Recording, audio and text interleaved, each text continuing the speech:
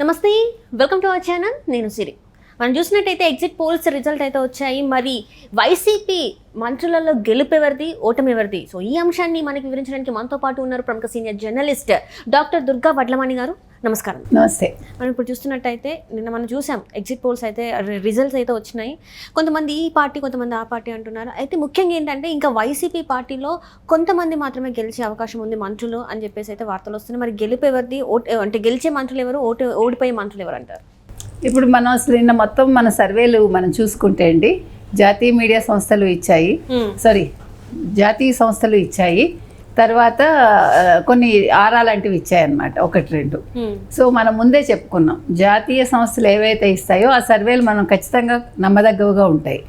వీళ్ళు ఎవరైతే ఇస్తారో వాళ్ళు లోకల్ కావచ్చు, లేదు కొన్ని పార్టీల తరఫున మాట్లాడే వాళ్ళు కావచ్చు, వాళ్ళు ఇచ్చే మన సర్వేలను పెద్ద ఎక్కువగా నమ్మకూడదు అని.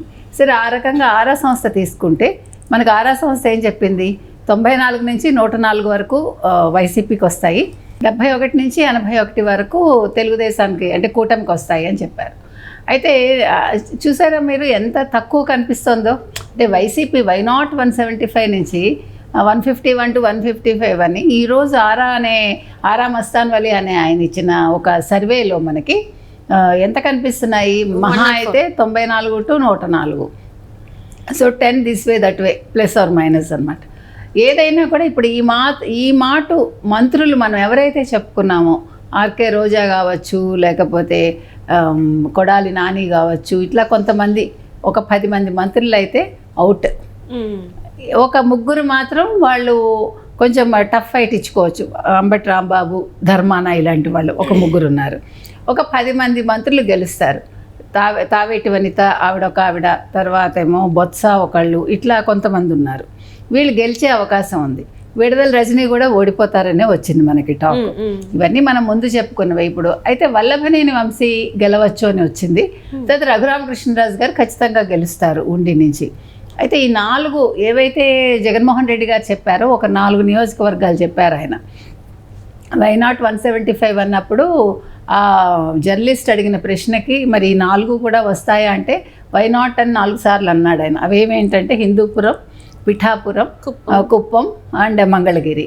అంటే మంగళగిరిలో లోకేష్ గారు మంచి మెజార్టీతో గెలుస్తారు ఈసారి. కుప్పంలో కూడా చంద్రబాబు నాయుడు గారికి మంచి మెజార్టీ వస్తుంది. తర్వాత హిందూపూర్లో బాలకృష్ణ గారు గతంలో వచ్చిన 16,000 కంటే ఈసారి ఎక్కువ వస్తుందని చెప్తున్నారు.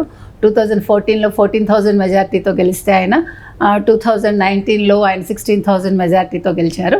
ఈసారి ఇంకా ఎక్కువ వస్తుంది అని చెప్తున్నారు. అయితే పిఠాపురం, ముఖ్యంగా పిఠాపురం ఖచ్చితంగా మనకు తెలుసు పవన్ కళ్యాణ్ గారు చాలా ఎక్కువ మెజార్టీతో గెలుస్తారు. అది కూడా 50 to 1 lakh మధ్యలో ఉండొచ్చని. సో ఇవన్నీ ఆరామస్థాన్ కూడా ఇవే చెప్పారు ఆయన. అయితే ఆయన అన్నది ఏంటంటే 56% పర్సంటేజ్ వీళ్ళకి ఎవరికి వైసీపీకి వస్తుంది, 46 పాయింట్ ఎంతో ఆయన చెప్పాడు, అంత పర్సంటేజీ అదే తెలుగుదేశం కూటమికి వస్తుంది. ఈసారి వైసీపీకి 49.41% ఓట్లు వస్తాయని, అంటే అంత పర్సంటేజ్ వస్తుందని, తెలుగుదేశం కూటమికి 45.44 వస్తుందని ఆయన అంచనా వేశారు.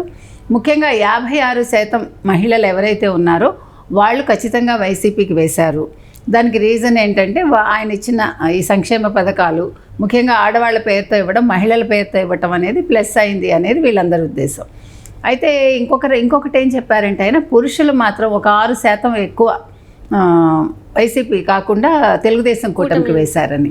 సో ఏ రకంగా చూసుకున్నా ఇప్పుడు ఆరా మస్తాన్ గారిది ఎంతవరకు నమ్మచ్చు అనేది ఒక డైలమా. బికాజ్ నిన్న మనం విన్నది ఏంటంటే ఆయన వాళ్ళ దగ్గర డబ్బు తీసుకున్నారు వైసీపీ దగ్గర, అందుకనే వాళ్ళకి అనుకూలంగా ఇచ్చారు. గతంలో టీడీపీని ఏదో అడిగితే టీడీపీ ఇవ్వలేదు, అందుకే ఆ కారణంతో వాళ్ళ దగ్గరికి వెళ్ళారు అని మనం ఒక రీజన్ విన్నాం. సరే, ఏది ఏమైనా మనకి ఈ సర్వేల కంటే కూడా మనం ఆలోచించాల్సింది జాతీయ మీడియా సర్వేలు ఇచ్చేంత ఖచ్చితంగా ఇవి ఇస్తాయా అనేది ఒక సందేహం మనకి. ఇంకొకటి ఏంటంటే సజ్జల గారు కూడా ఆయన ఏమంటున్నారంటే ఈ సర్వేలు మనం పట్టించుకోక్కర్లేదు, ఆయన ప్రెస్ మీట్లో చెప్పిన మాట, ఇవి కొంచెం అటు ఇటుగా ఉంటాయి.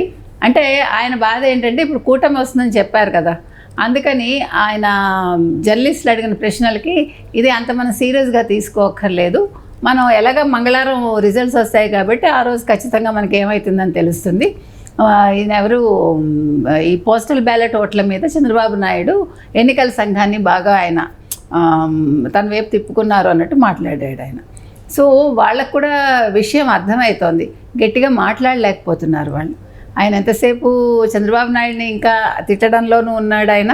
తర్వాత చంద్రబాబు నాయుడు కూటమిని తెచ్చుకున్నాడు, వీళ్ళందరినీ కలుపుకొని ముందుకెళ్తున్నాడు, జగన్మోహన్ రెడ్డి ఒంటరిగా వెళ్తున్నాడు, ఇంకా అదే పాట పాడుతున్నాడు ఆయన.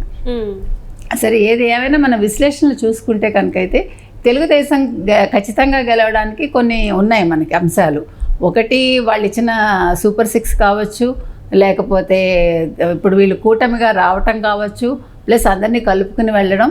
వాళ్ళకుండే మైనస్ ఏంటంటే వైసీపీ వాలంటరీ వ్యవస్థను ఏదైతే తీసుకొచ్చిందో దాని ద్వారా వాళ్ళు ఏం చేశారు, డైరెక్ట్ అకౌంట్లోకి డబ్బులు వెళ్ళిపోయాయి. లేదు, వాళ్ళు తీసుకెళ్ళి వాళ్ళకి ఇవ్వాల్సినవన్నీ పథకాలు ఇచ్చారు. దానివల్ల కమ్యూనికేషన్ దెబ్బతింది. ఎవరికి? కార్యకర్తలతోటి, ఎమ్మెల్యేలకి, కార్యకర్తలకి, ప్రజలతోటి వాళ్ళకి కమ్యూనికేషన్ కట్ అయింది.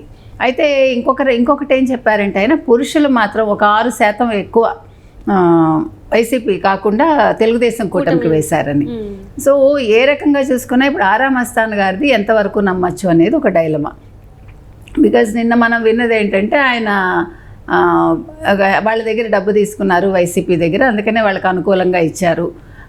గతంలో టీడీపీని ఏదో అడిగితే టీడీపీ ఇవ్వలేదు, అందుకే ఆ కారణంతో వాళ్ళ దగ్గరికి వెళ్ళారు అని మనం ఒక రీజన్ విన్నాం.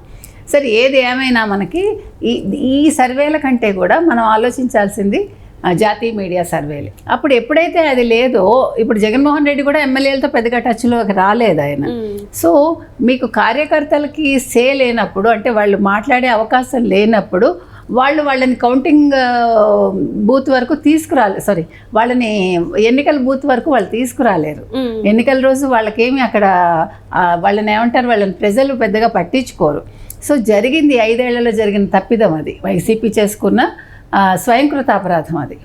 సో ఆ రకంగా కూడా అది మైనస్ అయింది. ఇంకొకటి ఏంటంటే, ప్రజలు ఏం ఆలోచిస్తారంటే, సంక్షేమాలే ఇచ్చావు, ఏది అభివృద్ధి, ఏది మాకు రోడ్లు ఏవి, మాకు తర్వాత మాకు అసలు ఆర్థికంగా మాకు అసలు మాకేమీ లేదు, ఉపాధులు లేవు, ఏమీ లేవు, ఇవన్నీ చూశారు. కాబట్టి ఈ సర్వేలన్నీ కూడా మనం ఇప్పుడు ఆరా సర్వే తీసుకుంటే, ఆరా సర్వేలో ఇవన్నీ ఆయన చూసుకున్నారా లేదా, శాంపిల్స్ అన్ని తీసుకున్నాడు ఆయన, అవన్నీ కూడా కౌంట్ అవుతాయి మనకి. ఇప్పుడు కొన్ని సర్వేలు ఖచ్చితంగా మేము ఇన్ని శాంపిల్స్ తీసుకున్నాము, 1,40,000, 1,60,000, 1,38,000 అట్లా వాళ్ళు ఇచ్చారు. ఆ శాంపిల్స్ వాళ్ళు తీసుకున్న విధానంలో వాళ్ళు శాస్త్రీయంగా చేశారా లేదా, అవన్నీ కూడా మనకి కౌంట్ అవుతాయి. కాబట్టి ఆరా సర్వే ఎంతవరకు నిజమవుతుంది, మొత్తం మంత్రులు గెలవకుండా ఉంటారా, బొత్సాకి ఏమైనా ఛాన్స్ ఉందేమో మనకు తెలియదు. అలా ఒకళ్ళిద్దరికి మనం చూసాం తప్ప మొత్తం అందరూ అయితే గెలిచే అవకాశం లేదు ఆయన చెప్పినట్టుగా. కాబట్టి చాలామంది మంత్రులు ఇంటి బాట పడతారు. మనం గతంలో చెప్పుకున్నవన్నీ కూడా నిజమయ్యే అవకాశం ఉంది. సో మనం 4వ తారీఖు వరకు వెయిట్ చేద్దాం.